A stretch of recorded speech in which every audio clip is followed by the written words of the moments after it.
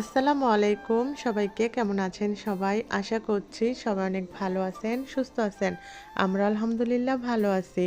আজকে অনেক সুন্দর একটি বিকেলের ভিডিও আপনাদের সাথে শেয়ার করব। যদি ভালো লাগে প্লিজ একটা লাইক দিয়ে দিবেন।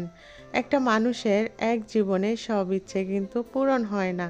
তেমন আমিও একজন মানুষ। আমার জীবনের কিন্তু সব ইচ্ছে পূরণ হয় নাই। আমার অনেক ইচ্ছে ছিল বিয়ের পরে আমি আমার স্বামীর বাইকে করে ঘুরবো, এখানে সেখানে যাব।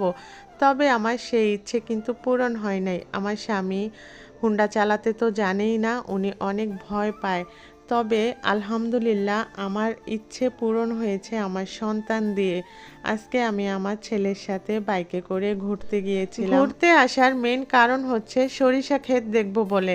আমার সরিষা ক্ষেত দেখতে অনেক ভালো লাগে। তো এখানে এসেছি, তেমন একটা সরিষা ক্ষেত ছিল না, দুই একটা ক্ষেত, ফুলও তেমন ফোটে নাই। তারপরেও ঘুরে ঘুরে দেখছিলাম। আর আমাদের এলাকায় সরিষা ক্ষেত করা হয় না, এই পদ্মার পাড়ে বেশি করা হয়। আমার ছেলে আসে নাই, ও বাইকের ওইখানেই দাঁড়িয়েছিল। আমি একা একাই ঘুরে ঘুরে দেখছিলাম, অনেক ভালো লাগছিল।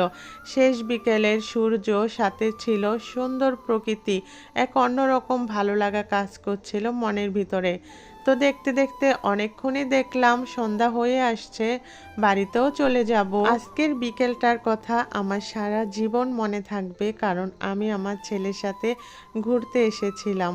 আমার ছেলে অনেক বড় হয়ে যাবে, ব্যস্ত হয়ে যাবে, তখন আমি আমার ছেলের সাথে গল্প করব যে আমরা না ওই জায়গায় ঘুরতে গিয়েছিলাম।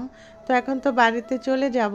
আসার পথে দেখি এখানে কলই শাক তোলা হচ্ছে। আর কলই শাক সবাই চিনেন, এটা শীতকালে পাওয়া যায়। এখানে আগে অনেক ধরনের সবজির চাষ করত।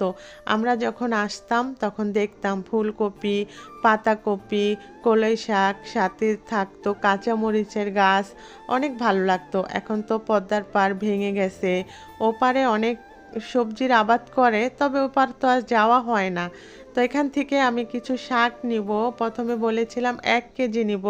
তো ভাবলাম খাওয়ার তেমন লোক নাই, বাচ্চারা তো খাবে না। আমি, আমার মা, আমার আব্বা, আমার ভাই, ভাইয়ের বউ আছে, তো আমাদের হাফ কেজিতেই হয়ে যাবে। তো আমি এখানে হাফ কেজি শাক নিলাম, আন্টিও আমাকে দিয়ে দিল। তো নেওয়ার জন্য কোনো ব্যাগ ছিল না।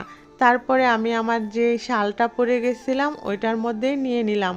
আমিও কয়টা শাক তুলে নিলাম। শাক তুলতে ভালোই লাগছিল, তবে বাড়িতে তো যেতে হবে, একটু পরেই সন্ধ্যা হয়ে যাবে।